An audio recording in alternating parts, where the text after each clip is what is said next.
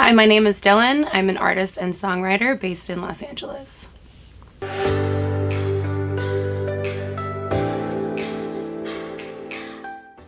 Well, good morning, Dylan. Thank you so much for taking a moment to sit down with me today. I really appreciate your time. Yeah, thank you.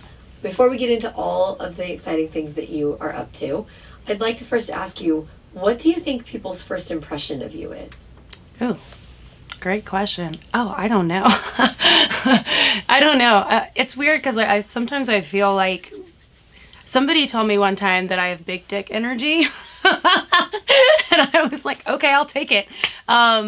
So maybe that, but also, I don't know. I work with people in like writing rooms a lot of the time. So it's like I also get really personal with people with their stories, and I help them write songs when I'm songwriting for other artists. So generally speaking, like I like to be very like one-on-one with people in the room. I'm definitely not shy to like get into people's like business and like have them share their emotional stories with me. So that's definitely a strong suit for me. So I don't know, confident, but also like not afraid to be vulnerable for sure. I love that.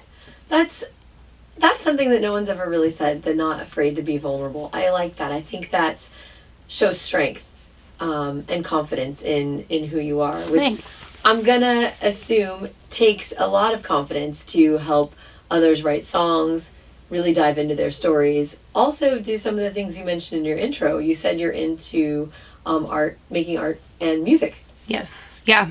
I mean, yeah, that's what I do full time. Is like I do my artist project for Dyln, and then I'm also songwriting for other artists and doing songs for Pitch. So I kind of do wear different hats from time to time. My project's pop R&B, and it's kind of veering. It's like I really explore with a lot of different sounds, but when I'm working with an artist, it's kind of like my job is to be the best like wing woman for this person to like get their message out in their music. Where are you from originally? I'm from Vancouver Island, Canada, so I'm Canadian. My hometown is this really small town called Ladysmith. So I was born and raised on Vancouver Island, and after high school, I graduated and moved to Vancouver, and that's kind of where I got my start. I started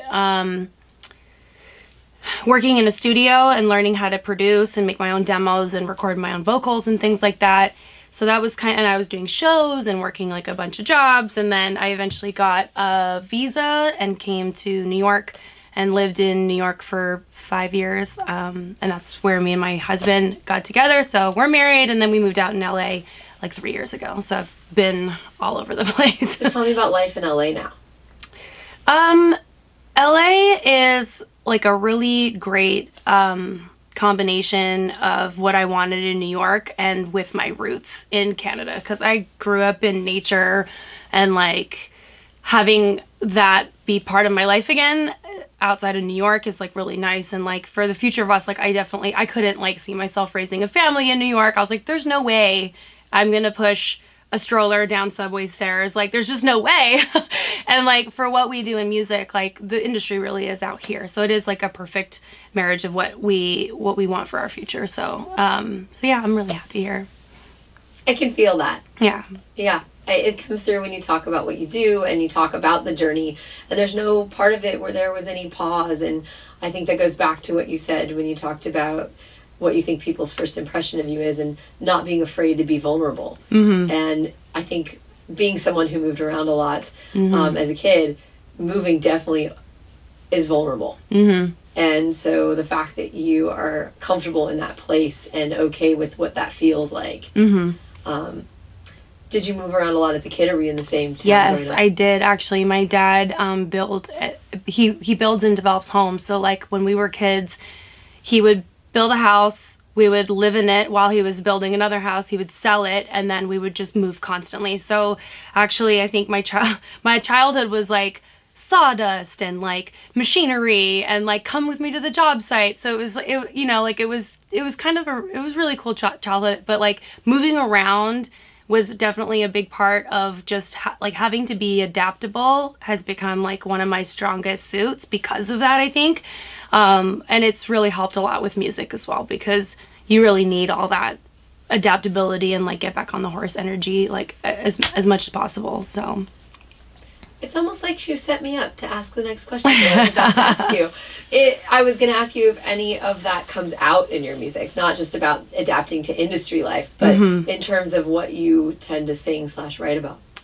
Yeah, I think as an artist, you part of the job is reinventing yourself and tapping into new sides of who you are. And like what's so great about it is you get to express yourself however you want. So I've definitely gone through a journey of what is it that I want to say, what's the vibe that I want to do, what are the sounds, what are the visuals that I want to pair with all of this. So it's kind of fun that you kind of just get to create your own world.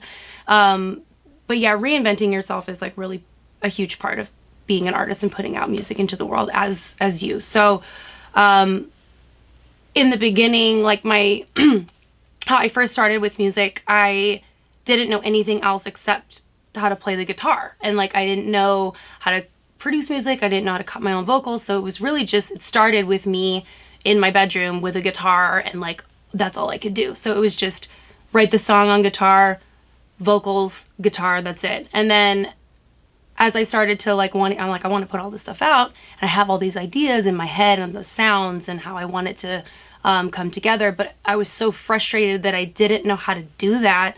So I just took it upon myself to learn how to use a program, and like my demos in the beginning were awful, so bad, but like doesn't matter. I was just experimenting with myself. So now I'm like co-producing all the records that I put out. I'm very hands-on in everything that I release, and you know, I edit my own vocals and vocal produce and all of that stuff. So my skill set has just growing. My skill set has given me an ability to adapt and reinvent. Yeah.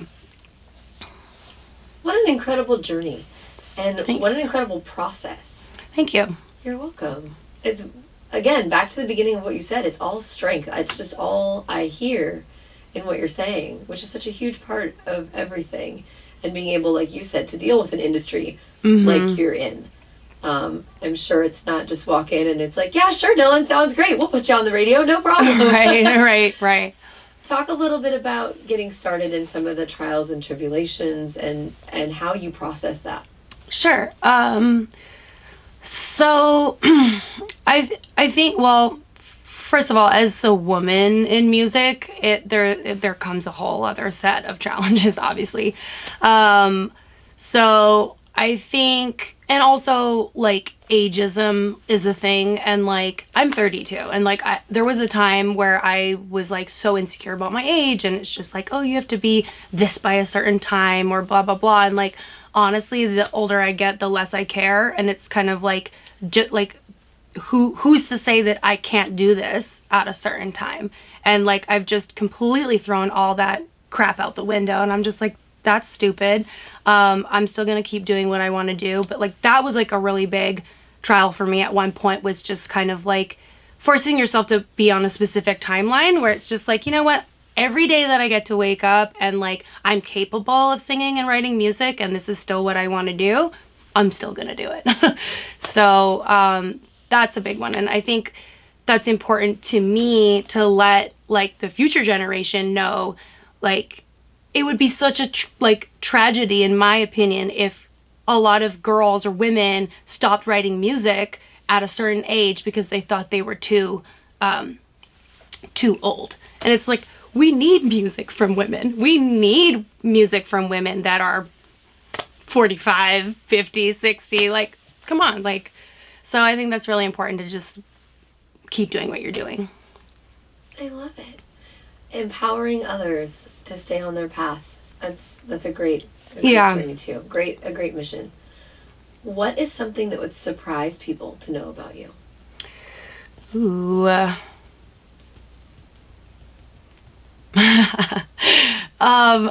Probably my hobbies. I'm like really into like witchy things and like astrology and energy things and crystals and tarot cards and stuff like that. And I got really into that during the pandemic because our worlds got smaller but bigger at the same time. So you had to find new ways to expand yourself. And that was something that I did in quarantine. Also, my other like hobby that I'm like such a nerd over is like earthquake prepping. Because, you know, we live in an earthquake zone and like, so I'm like really into preparedness and just like packing my go bags and packing, like making sure we have water in the house and all that stuff. And yeah, I realized I didn't realize why I was into it so much until I realized that like I would go through periods of like really high anxiety, and then earthquake prepping became like the perfect outlet for my moments of anxiety. It's like, okay, prep for doomsday, basically. Prep for doomsday, you know, get the flashlights, get the batteries, get the blah, blah, blah. So it's like one like nerdy hobby that I have that I really love. And like, honestly, if anybody asks me about it, like I'll probably talk their ear off for an hour. So, Well, yeah. I could have used you at my house yesterday morning at 8 o'clock in the morning when we had an earthquake. Oh, what? You felt it yesterday? Oh, yeah. Oh, We were I didn't epicenter feel up it in here. Thousand Oaks. Do you have an earthquake kit? I do not, but I will have to talk about it. I'll send you a list. I got you, girl. Thank I'll send you a list. Yeah. Add that to your next intro. You can say you're an artist and earthquake preparedness Yes. connoisseur. Totally. Consultant. Yes. Yes. It's good to be able to channel that energy into something where you're focused, because I think as being a fellow anxiety sufferer, Right. when I can channel my energy into something where I have little distraction, takes that Edge off. edge Yeah. off, brings the calm down. I tend to breathe into mine. I may not pack an emergency earthquake kit, Right. but I definitely tend to just stop, close my eyes, sit down, and breathe. Yeah. So I feel you, sister. Yeah. Really. And I do. meditation as well. Yeah. What would be one of your favorite projects that you've worked on, either that you've produced or that you've worked on in collaboration with others? Ooh, love. Probably my last EP that I put out, Dyln_02. I did the co-productions on all of those songs as well, and honestly like half the songs started out as like a joke, like it was just kind of like something that I was doing for fun, and I never considered it for my artist project until I listened to them back to back and I was like, actually this is pretty sick and I should just put it out. So it was a fun project because I wasn't really thinking too much about it, and I was giving myself free reign to like pull from inspirations that used to inspire me as a kid, like Missy Elliott, Wu-Tang. Like there's just like a bunch of stuff that I like never really explored and put into my music before, that I wanted to just play with, and I just went with it, and I just ended up really loving it so much, so I put it out. Awesome. So tell people where they can find that and the rest of your music. It's all online. It's on Spotify, Apple Music, YouTube, everywhere, SoundCloud, everywhere you can listen to music. So, yeah. Great. Well, I have tremendously enjoyed sitting down with you today. Great. Me too. And thank you. I appreciate that. And talking to you about the incredible journey you've literally been on, from Canada to the east to the west to the US. All over. And I want to ask you one quick question before I ask you our last question of our conversation. You mentioned being a woman in music and obstacles that you face and the different things with the milestones, perceived to be where you should be kind of conversation. If you could say one thing to people watching that would be inspirational to them that was helpful for you, what would that be? Ooh, everyone's gonna have an opinion, but the one that matters the most is yours. And trust that. Just trust that. Awesome. That's it. Yeah, live your truth, be true to yourself, and that's how things happen, right? Kind of like how you just mentioned one of your favorite projects was something that you were just putting yourself into that wasn't really styled or designed for anything in particular, right? Yeah. So that's beautiful. Again, thank you for your time. Thank you. And I'm going to close out our conversation by asking you one last thing. Sure. As you are out and about, collaborating with other artists, writing songs for other people, living your life out with your husband, out with your adorable dog I got to meet earlier. Frankie. If you could hold up a sign and tell one thing about Dyln, what would you want people to know about you? I think it's about me, but I think I want the message to be more along the lines of letting the world know about empaths and highly sensitive people, because I am one, and not a lot of people understand or know what that is. And we're special people that are very important, but we are sensitive. And I think being more like welcoming and appreciative of that gift, and that the world needs, like kind of what you said before, like the world really does need more empathy. And, you know, generally speaking, 1 in 5 people are, but we're just a different breed and we need different things. And I want to educate the world on what that means to be an empath and a highly sensitive person. So that's me.